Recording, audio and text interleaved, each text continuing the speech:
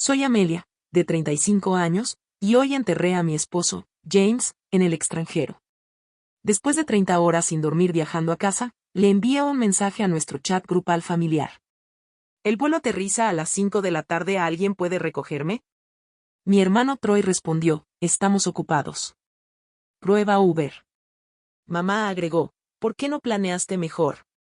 Con dedos temblorosos, escribí, no te preocupes, mientras me derrumbaba silenciosamente por dentro. No tenía idea de que, en cuestión de horas, mi familia estaría viendo mi tragedia desarrollarse en las noticias de la noche. Antes de continuar esta historia, hazme saber desde dónde estás viendo en los comentarios. Dale me gusta y suscríbete si alguna vez te has sentido abandonado cuando más necesitabas a alguien. Antes de que el dolor reescribiera toda mi existencia, tenía lo que la mayoría llamaría una vida perfecta. James y yo nos conocimos durante el segundo año de universidad. Él derramó café en mi libro de texto de economía, insistió en comprarme uno nuevo y de alguna manera logró convertir ese desastre en una cena. Nos casamos después de la graduación y construimos una hermosa vida juntos en Portland. Yo trabajaba como directora de marketing mientras James prosperaba como ingeniero de software. Teníamos una acogedora casa de 2 pisos con un jardín al que dedicaba mi corazón cada primavera. James siempre bromeaba diciendo que mis tomates podrían ganar listones en la feria estatal si alguna vez los presentaba. 10 años de matrimonio pasaron como un hermoso sueño. Viajábamos siempre que era posible, teníamos noches de juegos con amigos los jueves y ahorrábamos diligentemente para nuestro futuro. James y yo hablamos de formar una familia pronto. Incluso habíamos convertido la habitación de invitados en una oficina en casa que fácilmente podría convertirse en una guardería cuando llegara el momento. Todo cambió el otoño pasado cuando a James le ofrecieron un contrato de 6 meses con una empresa de tecnología internacional en Singapur. Era la oportunidad de su vida, una que avanzaría enormemente su carrera y nos permitiría experimentar vivir en el extranjero juntos. Arreglé para trabajar de forma remota durante 3 meses, planeando dividir nuestro tiempo entre continentes. Estábamos muy emocionados por la aventura que nos esperaba. La noche antes de su partida, tuvimos una cena especial en casa. Todavía recuerdo cada detalle. La música suave de fondo, las velas parpadeantes en nuestra mesa del comedor y la forma en que James me miró cuando prometió que esta oportunidad haría nuestro futuro aún más brillante. 6 meses pasarán volando, me aseguró, sus dedos entrelazados con los míos, y luego comenzaremos el próximo capítulo. Nos llamábamos por videollamada todos los días durante los primeros 2 meses. Volé para visitarlo durante 3 semanas durante las vacaciones, y se sintió como una segunda luna de miel. Singapur era hermoso, vibrante y emocionante. James me mostró la ciudad, me presentó a sus compañeros de trabajo y exploramos islas vecinas los fines de semana. Todo parecía perfecto. Incluso comenzamos a discutir seriamente la posibilidad de tener un bebé cuando terminara su contrato. Luego llegó la llamada que destrozó mi mundo. Yo estaba de vuelta en Portland cuando James se quejó de un fuerte dolor de cabeza durante nuestro videochat matutino. Probablemente solo sea estrés, dijo, masajeándose las sienes. Se acerca una gran fecha límite de proyecto. 8 horas después, su compañero de trabajo llamó desde el teléfono de James. Mi esposo se había desmayado durante una reunión y había sido llevado de urgencia al hospital. Reservé el primer vuelo disponible, pero cuando llegué 26 horas después, James ya estaba en coma. Aneurisma cerebral, explicaron los médicos. Realizaron una cirugía de emergencia, pero el daño fue catastrófico. Durante 5 días, me senté junto a su cama de hospital, tomándole la mano, hablándole, rezando por un milagro que nunca llegó. James nunca recuperó el conocimiento. Solo tenía 37 años. La pesadilla de lidiar con un sistema hospitalario extranjero sola fue abrumadora. Cada formulario era confuso. Cada conversación era forzada a través de aplicaciones de traducción o apresurados intérpretes del hospital. Llamaba a mi familia en casa diariamente, desesperada por apoyo emocional, pero nuestras conversaciones eran breves. Estamos orando por ti, decían antes de explicar por qué necesitaban colgar. Mi madre preguntó si había pensado en comprar un seguro de viaje. Mi hermano Troy sugirió que contratara un servicio local para que se encargara de las cosas y así pudiera regresar a casa antes, pero no podía dejar a James. No así. No en un país donde no conocía a nadie más que a sus compañeros de trabajo. Me quedé y me encargué de todo yo misma. El papeleo para su certificado de defunción tardó 3 días completos y un sinfín de visitas a la oficina. Organizar un entierro en Singapur, porque los costos de transportar su cuerpo a casa eran prohibitivamente caros, requirió navegar por costumbres y tradiciones desconocidas. El funeral fue pequeño, algunos de sus compañeros de trabajo, algunos expatriados con los que se había hecho amigo y yo. Sin familia, sin amigos de toda la vida. Mis padres dijeron que el vuelo era demasiado caro con poca antelación. Mi hermano tenía obligaciones laborales críticas. Me quedé sola mientras bajaban a mi esposo a la tierra a un mundo de distancia de todos los que amábamos. La tensión financiera fue aplastante. Nuestro seguro cubrió algunos gastos, pero las pólizas internacionales tenían limitaciones que nunca pensé en examinar antes de que la tragedia ocurriera. Agoté nuestros ahorros y agoté las tarjetas de crédito para pagar todo. A pesar de todo, seguí informando a mi familia, esperando que alguien ofreciera más que simples condolencias breves o sugerencias prácticas. Mirando hacia atrás, no debería haberme sorprendido su respuesta a mi mensaje de texto en el aeropuerto. Mi familia siempre había operado de esta manera. Cuando me gradué de la escuela secundaria como la mejor de mi clase, mis padres asistieron pero se fueron inmediatamente después de mi discurso para llevar a mi hermano a su partido de béisbol. No puede perderse esto, explicó mi madre. Todo el equipo cuenta con él. En mi graduación universitaria, llegaron tarde y se fueron temprano. Incluso en mi boda, mi madre pasó más tiempo preocupándose por Troy, quien trajo a la novia equivocada, que celebrando mi matrimonio. Había pasado toda mi vida acomodando sus prioridades, poniendo excusas por su comportamiento y diciéndome a mí misma que la familia simplemente tenía diferentes formas de mostrar amor.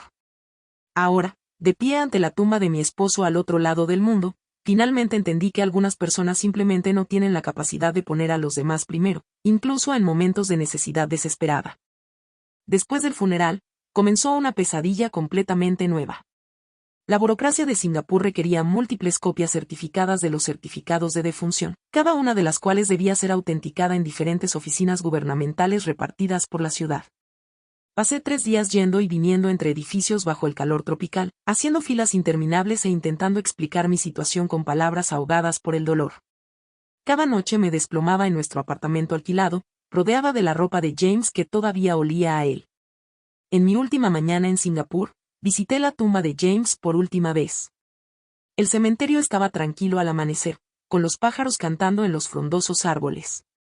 Coloqué flores frescas junto a su sencilla lápida y me senté en la hierba cubierta de rocío, contándole todo lo que llevaba a casa, sus libros favoritos, el reloj que le había regalado para nuestro 5º aniversario.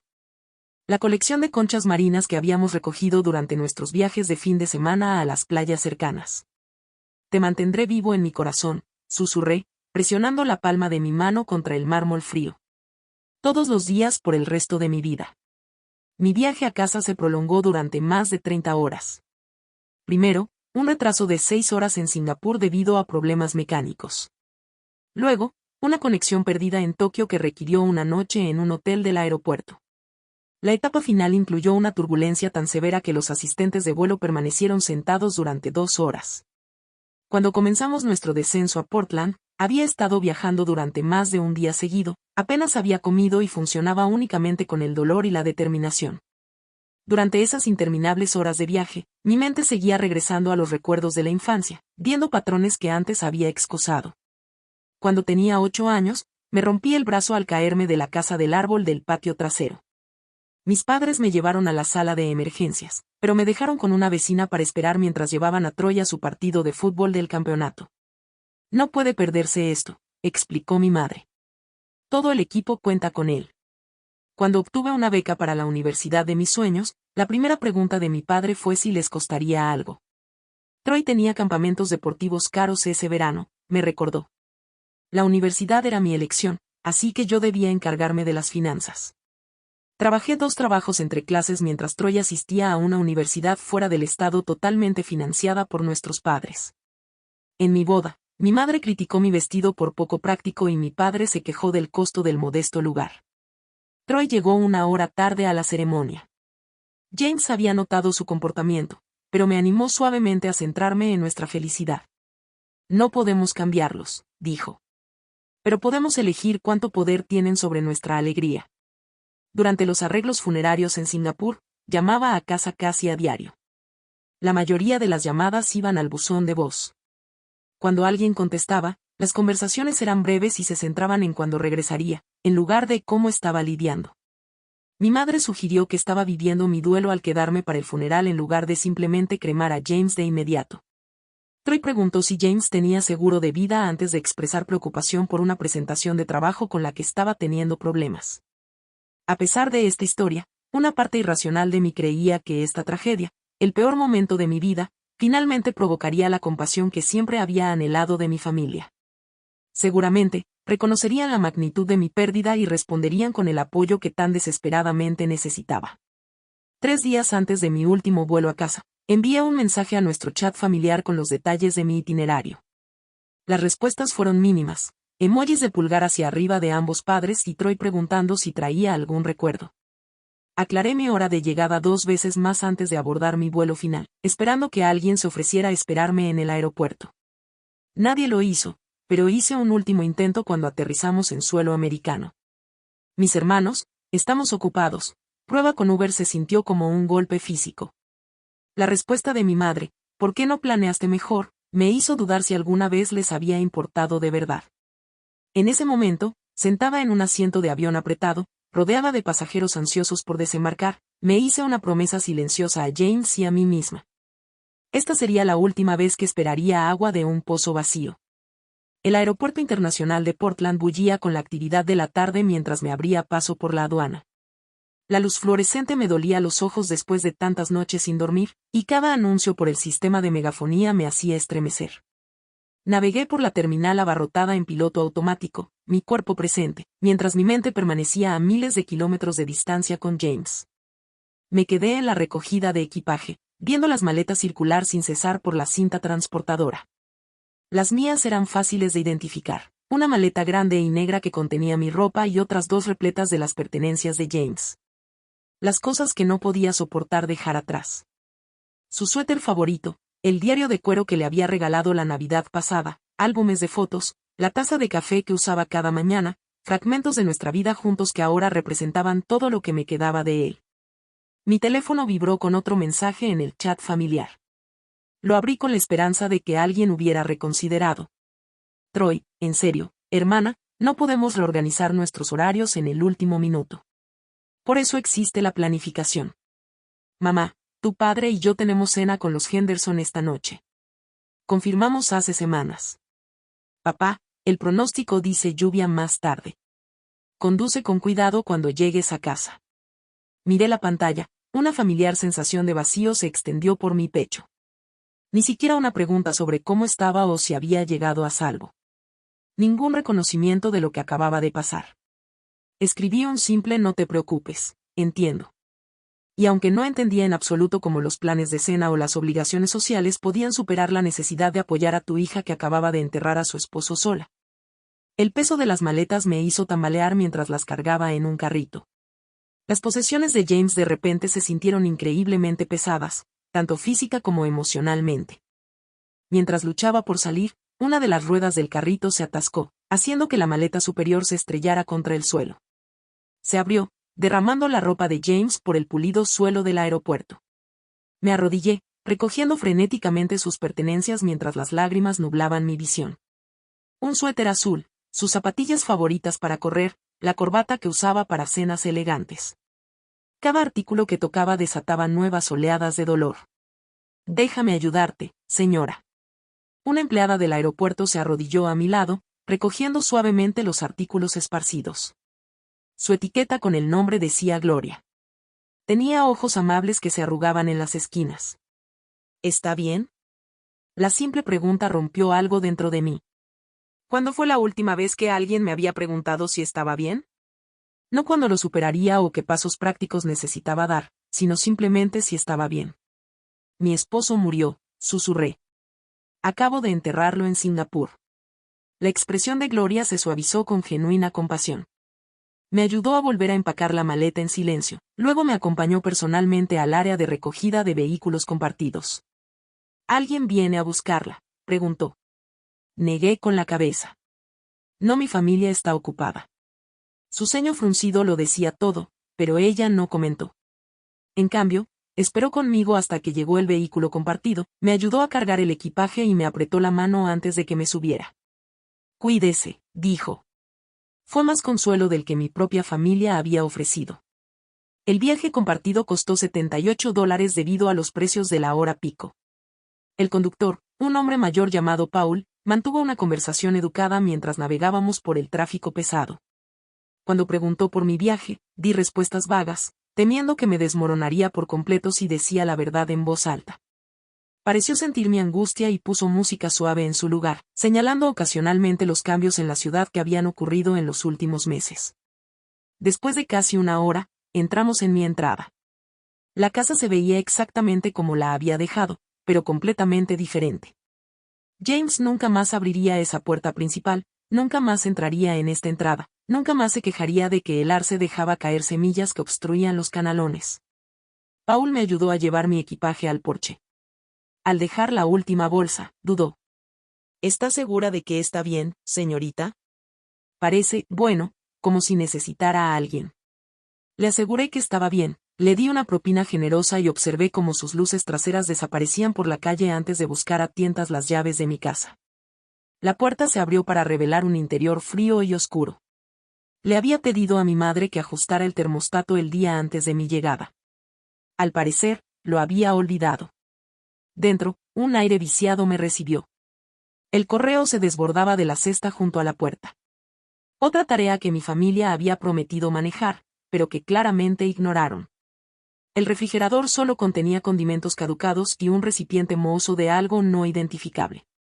Mi hermano me había asegurado que abastecería las necesidades básicas antes de mi regreso. Demasiado exhausta para lidiar con todo eso, me arrastré escaleras arriba a nuestro dormitorio. No podía soportar dormir en nuestra cama. Así que me acurruqué en el sillón junto a la ventana, todavía con mi abrigo porque la casa estaba muy fría.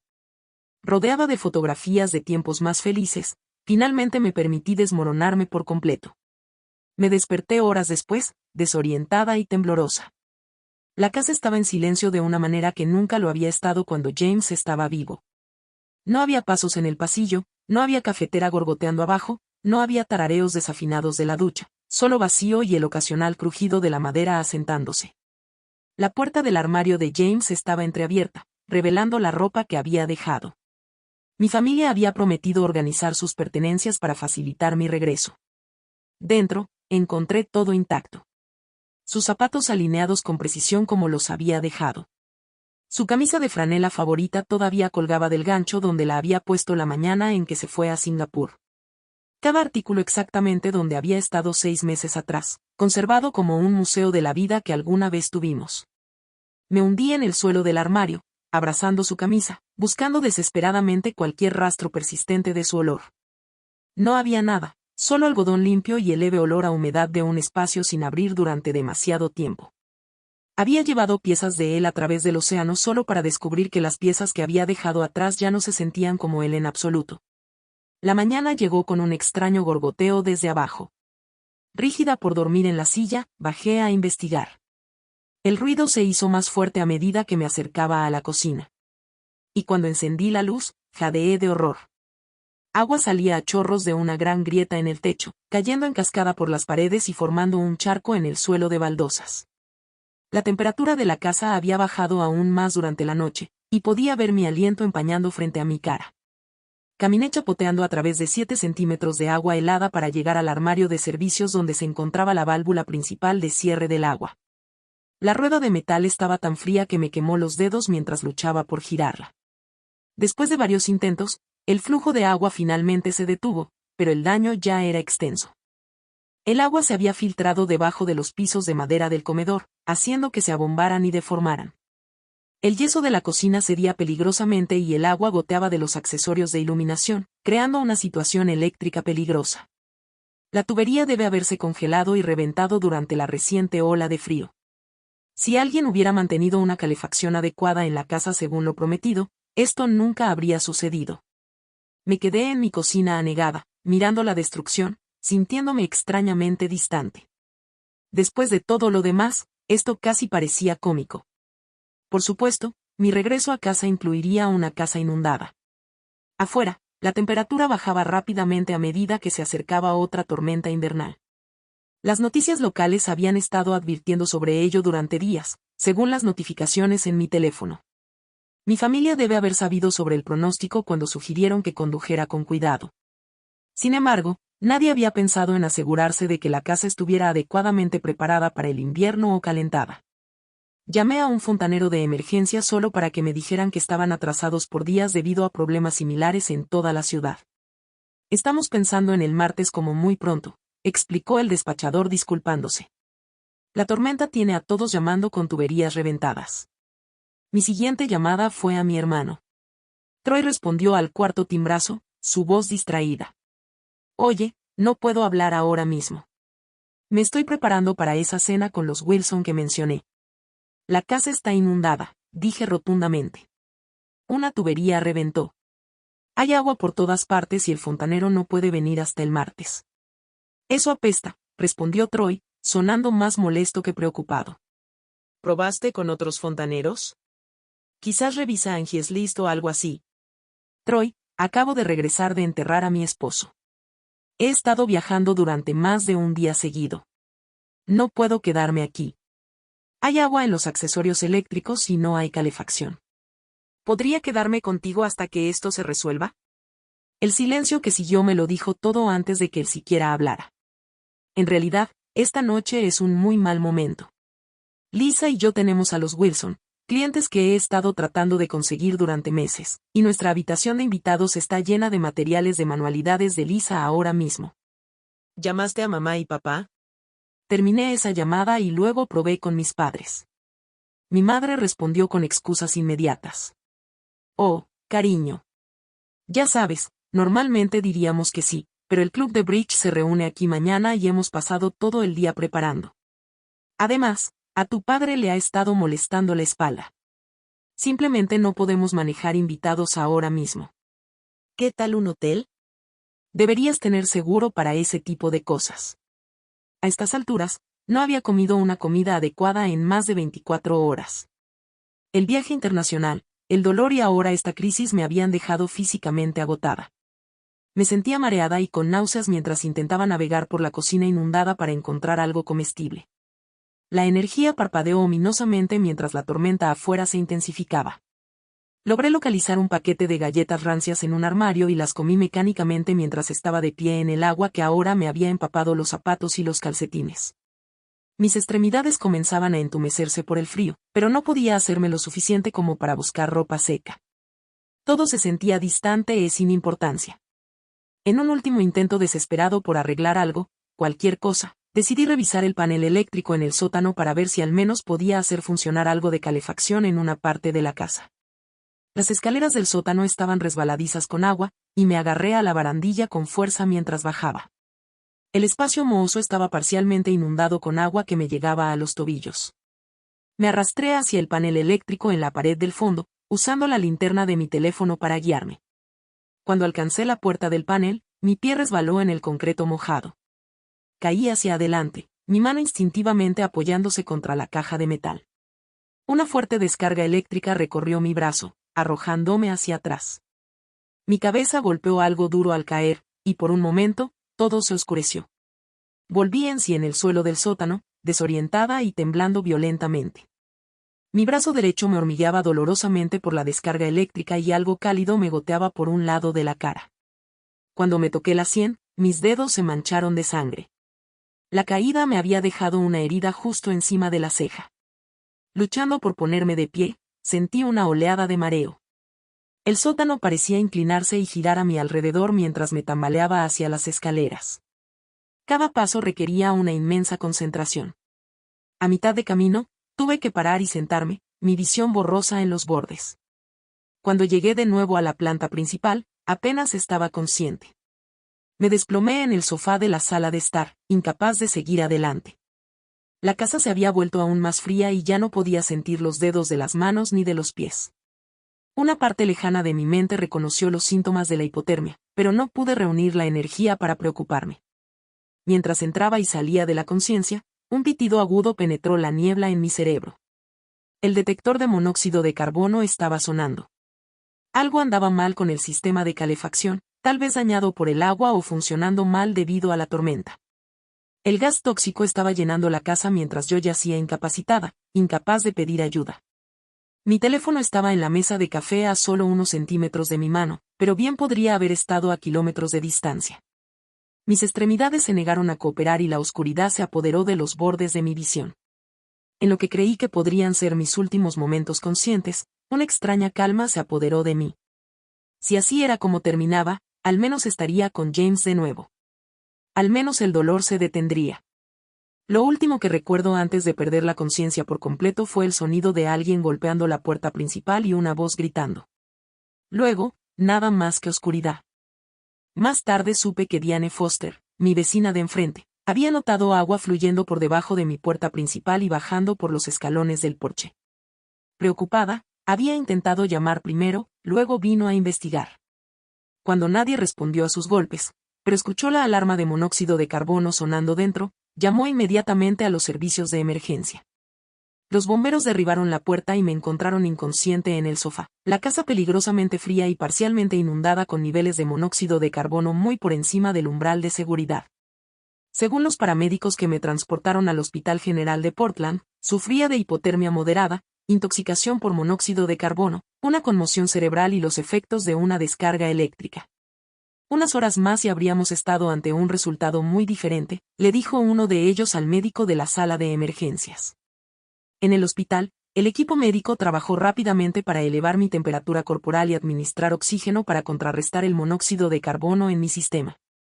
Limpiaron y cosieron la herida en mi sien, monitorearon mi corazón para detectar cualquier arritmia causada por la descarga eléctrica y realizaron pruebas neurológicas para evaluar la gravedad de mi conmoción cerebral.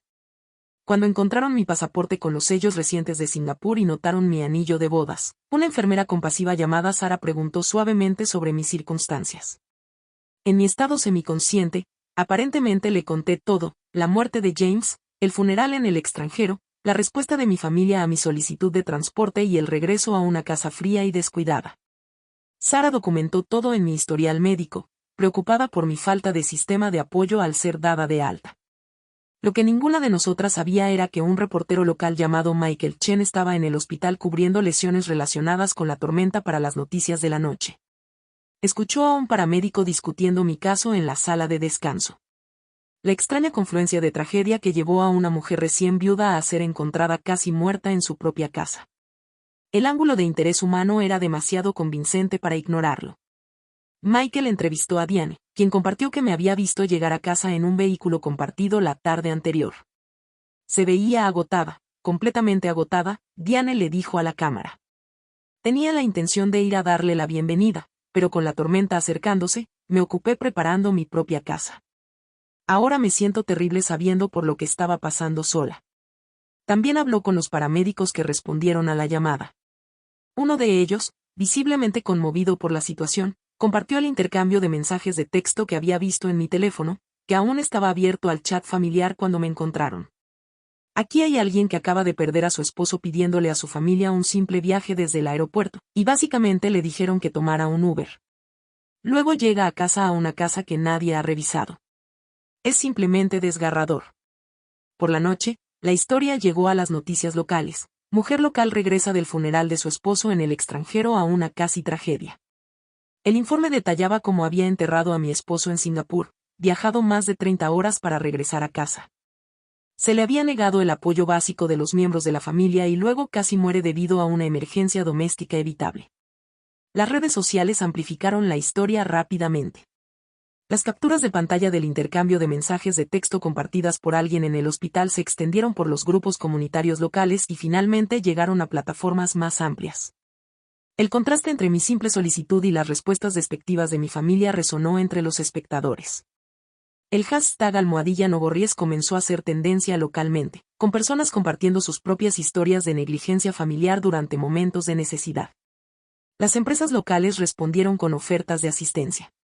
Una compañía de plomería se ofreció a reparar mis tuberías sin costo alguno. Un servicio de restauración se ofreció a encargarse de los daños por agua. Una cadena hotelera proporcionó una estancia gratuita de 2 semanas mientras se completaban las reparaciones. El desbordamiento de la comunidad fue abrumador e inesperado. Esa noche, mientras se emitían las noticias de las 10, La historia con imágenes de vehículos de emergencia frente a mi casa. Mi familia vio su conversación privada transmitida para que todos la vieran. Según la enfermera de turno que estaba en mi habitación del hospital cuando llegaron, mi hermano Troy irrumpió primero. Tenía el rostro pálido. Acabamos de ver las noticias, balbuceó. Están haciendo que parezca que te abandonamos. Mi madre lo siguió, ya a la defensiva. Esto es una completa tergiversación, le dijo a la enfermera antes siquiera de reconocerme. No teníamos idea de que la casa estaba en esas condiciones. Amelia sabe que la habríamos ayudado si hubiéramos entendido la situación. Mi padre se quedó en silencio junto a la puerta, su expresión indescifrable. Solo cuando la enfermera salió, se acercó a mi cama y preguntó en voz baja, ¿vas a estar bien? Era la primera pregunta genuina que cualquiera de ellos había hecho desde que James murió. A los pocos minutos de su llegada, mi teléfono comenzó a sonar incesantemente con llamadas de familiares y amigos que habían visto el reportaje. Mi tía Susan llamó directamente a mi madre exigiendo saber por qué nadie había ido al aeropuerto. El jefe de mi padre le envió un mensaje de texto para expresar su preocupación y ofrecer ayuda. La imagen de apoyo amoroso cuidadosamente mantenida de la familia se desmoronaba bajo el escrutinio público. Mientras entraba y salía del sueño, podía escucharlos en el pasillo fuera de mi habitación discutiendo en voz baja sobre cómo solucionar la situación. Troy insistió en que necesitaban adelantarse a la historia antes de que dañara su reputación profesional. Mi madre se preocupaba por lo que pensaría su club de bridge. Mi padre sugirió que simplemente me mudaran a su casa una vez que me dieran de alta para demostrar a todos que les importaba. Ni una sola vez en sus discusiones escuché un remordimiento genuino o preocupación por mi bienestar. Todo era cuestión de apariencias, control de daños y su propia incomodidad. Incluso en este momento de crisis, no podían ver más allá de sí mismos. Cuando la trabajadora social del hospital llegó para discutir mi plan de alta, trajo la noticia de que el apoyo de la comunidad seguía creciendo. Un grupo local de apoyo al duelo se había puesto en contacto para ofrecer servicios de asesoramiento. Un servicio de entrega de comidas había donado 2 semanas de comidas preparadas. Varios vecinos se habían ofrecido como voluntarios para ayudar con las tareas del hogar durante mi recuperación. Tienes opciones, me aseguró la trabajadora social. No tienes que ir con tu familia si no es lo que quieres. Era la primera vez que alguien reconocía que tenía una opción, que no estaba obligada a aceptar ayuda envuelta en obligación e interés propio simplemente porque venía de parientes consanguíneos. Mientras mi familia se cernía ansiosamente, esperando implementar su plan de control de daños, cerré los ojos y pensé en James. Él siempre me había animado a defenderme con mi familia. Tu valor no está determinado por su capacidad para verlo, solía decir. Ahora, tendida en una cama de hospital después de casi morir sola en nuestra casa, finalmente entendí lo que quería decir. Por la mañana, mi condición se había estabilizado lo suficiente como para periodos más largos de conciencia. La habitación del hospital se sentía abarrotada con la presencia de mi familia. Habían hecho turnos durante la noche, asegurándose de que alguien siempre estuviera visible junto a mi cama, particularmente cuando el personal del hospital entraba en la habitación. La actuación fue impecable, pero completamente vacía. Troy estaba sentado deslizando el teléfono, ocasionalmente levantando la vista para preguntar si necesitaba algo, luego regresando a lo que parecía ser control de daños en las redes sociales. Mi madre arreglaba y reordenaba los pocos objetos de mi mesita de noche, llenando el silencio con comentarios sobre cómo toda esta situación se ha exagerado por completo. Mi padre estaba junto a la ventana, suspirando periódicamente y mirando su reloj. Cuando el doctor Reynolds entró para hablar sobre mi condición y el plan de alta, mi madre inmediatamente transformó su voz, suavizándola mientras me tocaba el brazo. Estamos muy agradecidos de que esté bien. La llevaremos a casa con nosotros, por supuesto, nuestra familia se mantiene unida en los momentos difíciles. El médico asintió profesionalmente mientras revisaba mi historial. La señora Henderson ha experimentado un trauma significativo, tanto físico como emocional. Su recuperación requerirá descanso, nutrición adecuada, un ambiente cálido y el mínimo estrés. Me miró directamente a mí, no a mi madre, mientras hablaba. ¿Qué sistema de apoyo tiene establecido, Amelia? Antes de que pudiera responder, Troy intervino. Nos tiene a nosotros. Somos su familia.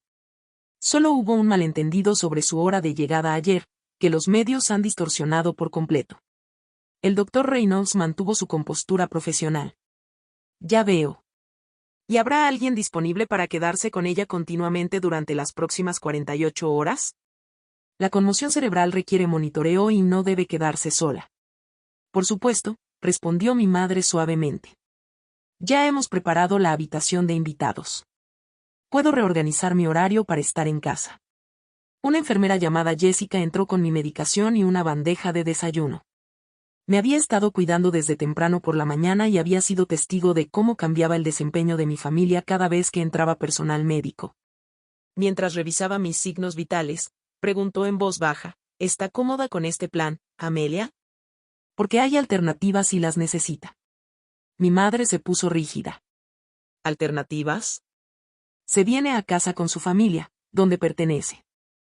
Jessica me miró fijamente, ignorando la interjección de mi madre. La elección es suya, dijo simplemente. En ese momento, algo cambió dentro de mí. La elección era mía. No lo que haría que mi familia quedara bien, no lo que preservaría su posición social, sino lo que realmente necesitaba. Respiré hondo. Me gustaría saber sobre las alternativas, dije. Mi voz era más fuerte de lo que había sido en semanas. La habitación quedó en silencio. Troy dejó de escribir a mitad del mensaje. La boca de mi madre se abrió y se cerró sin sonido. Mi padre se apartó de la ventana con el ceño fruncido. Amelia, finalmente logró mi madre. No puedes estar hablando en serio. Después de todo lo que hemos hecho. ¿Qué han hecho exactamente? La pregunta se me escapó antes de que pudiera reconsiderarla. Pero una vez dicha, no pude retractarme. Ni quise hacerlo. Cuando James estaba muriendo, estaban demasiado ocupados para venir. Cuando lo enterré sola, dijeron que los vuelos eran demasiado caros. Cuando necesitaba que me recogieran del aeropuerto después de 30 horas de viaje, sugirieron Uber. Cuando llamé por la tubería rota, priorizaron el club de bridge y las cenas de negocios. Mi voz se mantuvo tranquila, objetiva, en lugar de acusatoria. Así que, por favor, díganme qué han hecho que les dé derecho a controlar mi recuperación ahora que la gente está mirando. Troy se puso de pie abruptamente. Eso es completamente injusto. No sabíamos lo serio. No preguntaron, lo interrumpí. Ni una sola vez alguno de ustedes preguntó cómo estaba realmente. Ni una sola vez ofrecieron ayuda genuina sin excusas adjuntas. No necesitaban verme en las noticias para saber que estaba sufriendo y sola. Eligieron no verlo. El rostro de mi madre se puso rojo de indignación. Siempre te hemos apoyado, Amelia. Quizás no exactamente como querías, pero las familias no pueden dejarlo todo por cada crisis. Tus expectativas son simplemente poco realistas. Necesitar que me recojan del aeropuerto después de enterrar a mi esposo es una expectativa poco realista, pregunté en voz baja. ¿Esperar que alguien hubiera comprobado que la calefacción funcionaba en mi casa durante el invierno era pedir demasiado? Somos gente ocupada, insistió Troy. No se puede esperar que recordemos cada pequeño detalle.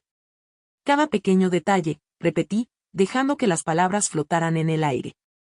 Como si tu hermana recién viuda pudiera morir congelada en su propia casa. Mi padre finalmente habló, su voz apagada. Amelia, entendemos que estás molesta. El dolor puede hacer que la gente diga cosas que no quiere decir. Cuando estés pensando con más claridad. Estoy pensando con más claridad que en años, lo interrumpí. Por primera vez, veo nuestra dinámica familiar sin poner excusas. Veo que he pasado toda mi vida aceptando migajas de atención y convenciéndome de que era un festín. Jessica permaneció en la habitación, arreglando tranquilamente mi medicación. Su presencia de alguna manera me dio fuerzas para continuar. No los odio, dije, mirándolos a cada uno a su vez. Ni siquiera los culpo por ser quienes son. Pero ya no fingiré que pueden darme lo que necesito ahora o que lo harían, incluso si pudieran. Entonces, ¿qué estás diciendo?, exigió mi madre. ¿Prefieres quedarte con extraños que con tu propia familia? Estoy diciendo que elijo priorizar mi curación sobre mantener la imagen de nuestra familia. Elijo rodearme de apoyo genuino en lugar de obligación disfrazada de cuidado. La trabajadora social, la señorita Patel, entró con una carpeta de información. Mi familia se quedó en silencio, consciente de cómo podría parecer una discusión continua. La señorita Patel explicó los recursos comunitarios que se habían organizado, una estancia de 2 semanas en el Riverview Hotel mientras se reparaba mi casa, servicios de entrega de comidas. transporte a citas médicas y conexión con un grupo de apoyo al duelo que se reunía 2 veces por semana. Varios vecinos también se han ofrecido como voluntarios para visitarte regularmente, agregó. Y la empresa de restauración que trabaja en tu casa se ha ofrecido a instalar un sistema de seguridad con monitoreo remoto para prevenir futuras emergencias. El contraste entre esta fusión de extraños y el apoyo renuente y consciente de la imagen de mi familia no podría haber sido más marcado. Mientras mi familia miraba en atónito silencio, acepté los arreglos presentados por la señorita Patel. Esto es ridículo, farfulló Troy finalmente. Estás eligiendo a personas al azar en lugar de a tu propia sangre. Miré a mi hermano, realmente lo miré, quizás por primera vez. Estoy eligiendo la amabilidad por encima de la obligación. Elijo valorarme lo suficiente como para aceptar ayuda que viene sin condiciones ni resentimiento. Mi madre recogió su bolso, sus movimientos rígidos de indignación. Cuando entres en razón, estaremos esperando. Pero no esperes que lo dejemos todo de nuevo cuando decidas que nos necesitas. Ese es exactamente mi punto, respondí suavemente. Nunca pude esperar eso, y ahora ya no lo haré. Mientras salían de la habitación, mi padre se detuvo brevemente en la puerta. Por un momento, pensé que diría algo significativo, algo que reconociera la verdad de lo que había sucedido. En cambio, simplemente asintió una vez antes de seguir a mi madre y a mi hermano. Jessica se acercó a mi cama después de que se fueron. Eso requirió un valor increíble, dijo, ajustando mis almohadas. Establecer límites con la familia es una de las cosas más difíciles de hacer, especialmente cuando eres vulnerable. No se siente como valor, admití. Se siente como rendirse. No te estás rindiendo, corrigió suavemente. Te estás dando permiso para sanar sin cargar también con su equipaje emocional. Hay una gran diferencia. Esa tarde, representantes de los diversos servicios comunitarios vinieron a coordinar mi plan de alta. El gerente del hotel me aseguró que todo estaba preparado para mi llegada. La empresa de restauración me mostró fotos del trabajo inicial que habían hecho para evitar más daños en mi casa. La coordinadora del servicio de comidas discutió las preferencias dietéticas y los horarios de entrega. Cada interacción reforzó lo que Jessica había dicho. No se trataba de rechazar a la familia. Se trataba de aceptar apoyo genuino sin tener que ganarlo o disculparse por necesitarlo. Se trataba de reconocer que a veces la familia en la que nacemos no puede proporcionar lo que necesitamos y eso no es un fracaso por nuestra parte. Por la tarde ya estaba instalada en una cómoda suite en el Riverview Hotel con vistas al río que daba nombre a la ciudad. La habitación era cálida, la cama suave y el refrigerador estaba abastecido con alimentos sencillos y nutritivos. En el escritorio había una planta en maceta con una tarjeta firmada por el personal del hospital que me había atendido. Por primera vez desde que James murió, sentí algo más que dolor y abandono. No era felicidad, que aún parecía imposiblemente distante. Pero quizás era la primera y frágil semilla de paz. Había defendido mi verdad, honrado mis necesidades y descubierto que había amabilidad en el mundo más allá de los estrechos límites de la obligación familiar. Mientras observaba la puesta de sol sobre el río, le susurré a James como si pudiera oírme, creo que hoy estaría orgulloso de mí. Finalmente hice lo que siempre dijiste que debería hacer. Casi podía escuchar su respuesta, siempre he estado orgulloso de ti. Eras tú a quien necesitabas enorgullecer. Pasaron 3 meses en un torbellino de curación lenta y constante. Mi recuperación física progresó más rápidamente de lo esperado. Los síntomas de la conmoción cerebral desaparecieron después de varias semanas de descanso. La quemadura eléctrica en mi mano solo dejó una leve marca que el médico me aseguró que eventualmente desaparecería por completo. La herida en mi sien sanó en una delgada línea plateada, parcialmente oculta por mi línea del cabello. La curación emocional resultó más desafiante, pero igualmente posible. Con la ayuda del grupo de apoyo al duelo que se reunía en un acogedor centro comunitario todos los martes y jueves, comencé a procesar no solo la pérdida de James, sino también los sentimientos complicados que rodeaban mis relaciones familiares. La facilitadora del grupo, Eleanor, tenía una manera amable de hacer preguntas que me ayudaban a ver patrones sin juzgar. El duelo tiene una forma de aclarar lo que realmente importa, decía a menudo Eleanor. Elimina la pretensión y nos obliga a confrontar la verdad, tanto hermosa como dolorosa. La transformación de mi casa reflejó la mía interna. La empresa de restauración no solo reparó los daños por agua, sino que hizo mejoras que nunca había considerado. Instalaron un termostato inteligente que podía monitorear de forma remota. Reemplazaron el calentador de agua viejo por un modelo de bajo consumo y reforzaron el sistema de fontanería contra futuras congelaciones. Lo que comenzó como destrucción se convirtió en una oportunidad de renovación. A lo largo de este proceso, vecinos a los que apenas conocía antes se convirtieron en figuras habituales en mi vida. Diane, de la calle de enfrente, traía sopa casera todos los domingos. Robert y Thomas, de la casa de al lado, ayudaron a reinstalar mis jardineras cuando se terminaron los trabajos en el jardín. María, una maestra jubilada del final de la cuadra, simplemente se sentaba conmigo en los días difíciles cuando las palabras eran innecesarias, pero la presencia era esencial. Mi familia mantuvo una distancia prudente. Ocasionalmente llegaban mensajes de texto superficialmente agradables, pero sin ningún reconocimiento de nuestra confrontación en la habitación del hospital. Mi madre envió una tarjeta genérica de Pensando en ti firmada por los tres. Troy llamó una vez, ostensiblemente para verme, pero en realidad para mencionar que sus clientes habían visto la noticia y quería aclarar cualquier malentendido. Mi padre envió un correo electrónico con enlaces a información sobre seguros de hogar, su única concesión de que algo significativo había sucedido. Respondí cortésmente pero brevemente a cada contacto, ya sin esperar una conexión o comprensión más profunda. El límite que había establecido en el hospital se mantuvo firme, no como un castigo, sino como protección para mi corazón en proceso de curación. No podía permitirme agotar mis limitados recursos emocionales en relaciones que constantemente quitaban más de lo que daban. 6 meses después de la muerte de James, establecí la beca conmemorativa James Henderson para Educación Internacional en nuestra alma mater. Utilizando los fondos del seguro de vida que finalmente se habían procesado, creé una dotación que ayudaría a los estudiantes a estudiar en el extranjero con sistemas de apoyo de emergencia. La beca cubría específicamente viajes de emergencia para miembros de la familia y fondos de contingencia para situaciones inesperadas, exactamente lo que me había faltado cuando la crisis golpeó al otro lado del mundo. Trabajar en los detalles de la beca me dio un propósito durante las horas más oscuras del duelo.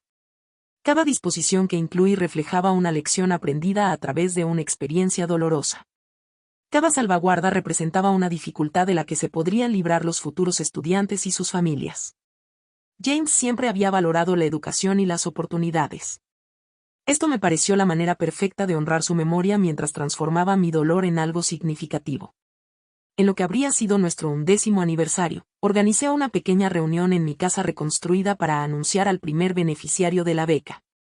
Amigos cercanos que me habían apoyado en todo se unieron a la celebración junto con nuevos amigos hechos durante mi viaje de recuperación. Mi familia recibió invitaciones pero envió sus disculpas citando compromisos previos.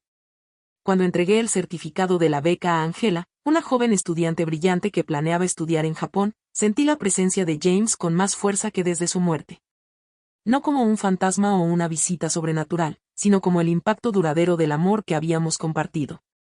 Su influencia permaneció en la forma en que abordaba los desafíos, en mi capacidad de resiliencia y en mi capacidad para crear significado a partir del sufrimiento. Esta beca existe gracias a un gran amor y una profunda pérdida, les dije a la pequeña audiencia reunida en mi sala de estar.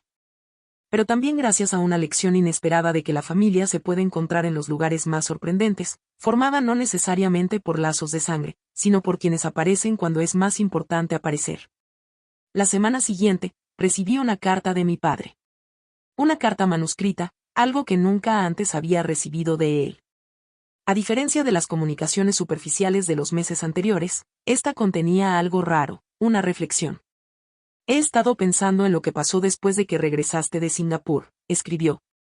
Aunque tu madre y tu hermano quizás nunca lo vean con claridad, quiero que sepas que reconozco nuestro fracaso, no solo en los asuntos prácticos de recogidas en el aeropuerto y mantenimiento de la casa, sino en la obligación más profunda de brindar consuelo durante tus horas más oscuras. No tengo excusas que ofrecer, solo un reconocimiento tardío e insuficiente. El hombre con el que te casaste estaría orgulloso de la mujer en la que te has convertido en su ausencia. Quizás algún día, si estás dispuesta, podamos encontrar un camino a seguir, no como éramos, sino como podríamos ser. No respondí de inmediato. La carta requería contemplación, no reacción. Lo discutí con mi terapeuta, quien me había estado ayudando a navegar el duelo y la dinámica familiar durante varios meses. ¿Qué quieres de una relación con tu padre?, preguntó ella. No lo que crees que deberías querer o lo que podría hacerlo sentir mejor, sino lo que realmente te beneficiaría. La pregunta me acompañó durante días. Finalmente, le respondí con límites y expectativas claramente establecidos. Expresé mi voluntad de tener almuerzos ocasionales, solo nosotros dos, con el entendimiento de que estas reuniones eran exploratorias, no obligatorias. No regresaría a las reuniones familiares ni a las celebraciones navideñas en el futuro inmediato. Cualquier relación en el futuro se basaría en el respeto mutuo y la conexión genuina, no en el desempeño o la obligación. Para mi sorpresa, él aceptó estos términos sin discutir. Nuestro primer almuerzo fue incómodo pero civilizado. El segundo, un poco menos. Para el tercero, habíamos encontrado un ritmo cuidadoso de conversación que reconocía nuestra historia sin ser definida por ella. No era el vínculo paterno cercano que algunos podrían envidiar, pero era auténtico de una manera que nuestra relación anterior nunca había sido. Mi hermano y mi madre mantuvieron su distancia, enviando ocasionalmente tarjetas navideñas o regalos impersonales, pero nunca abordando los problemas fundamentales que habían llevado a nuestra separación. Acepté esto como su elección y centré mi energía en las relaciones que me nutrían en lugar de agotarme. Un año después de la muerte de James, me encontraba sola en el aeropuerto esperando un vuelo que me llevaría de regreso a Singapur para visitar su tumba en el aniversario. Mientras observaba a las familias reunirse a mi alrededor, los abrazos, la charla emocionada, la alegría genuina de la reconexión, sentí una mezcla compleja de emociones. Todavía había tristeza por lo que mi propia familia no podía brindarme, pero ya no la desesperada añoranza de antes. Había aprendido que la familia podía ser creada y elegida. Que el apoyo podía venir de fuentes inesperadas, que los límites no eran muros, sino filtros saludables que permitían lo bueno y mantenían el daño a raya. Lo más importante, había aprendido que mi valor no estaba determinado por la capacidad de otros para reconocerlo. Mientras abordaba el avión, pensé en lo diferente que se sentía este viaje en comparación con mi viaje de regreso hace un año. Entonces, estaba destrozada por el dolor y el abandono, desesperada por una conexión y un apoyo que nunca llegaron. Ahora, llevaba dentro de mí una comunidad de cuidado que existía independientemente de la proximidad física. Personas que habían aparecido cuando más importaba, personas que seguían apareciendo día tras día de formas grandes y pequeñas. La mayor lección de ese terrible regreso a casa no fue sobre los fracasos de mi familia o las dolorosas consecuencias que siguieron. Fue sobre la notable capacidad de los seres humanos para dar un paso adelante y mantener un espacio para el dolor de los demás. Sobre el poder curativo de ser verdaderamente visto en tus momentos más oscuros. Sobre la familia que creamos cuando la que nos vio nacer no puede satisfacer nuestras necesidades. Si alguna vez te has sentido abandonado cuando más necesitabas apoyo, por favor, sabes que no estás solo. Tu valía no está determinada por la capacidad de otros para reconocerla. A veces, las personas que esperamos que estén ahí para nosotros simplemente no pueden brindarnos lo que necesitamos debido a sus propias limitaciones, no a nuestra falta de valor. El desafío es permanecer abierto a fuentes inesperadas de cuidado y conexión, incluso cuando la experiencia previa hace que esa apertura se sienta peligrosa. ¿Qué fuentes inesperadas de apoyo has descubierto durante tiempos difíciles? ¿Alguna vez te ha sorprendido la amabilidad de extraños cuando los más cercanos a ti no pudieron brindarte lo que necesitabas? Comparte tus experiencias en los comentarios a continuación. Y si esta historia resonó contigo, por favor, dale me gusta, suscríbete y comparte para ayudar a otros que puedan sentirse solos en sus luchas. Recuerda que tu historia importa, tus límites son válidos y la curación siempre es posible, a veces de formas que nunca hubiéramos imaginado. Gracias por ser parte de este viaje conmigo.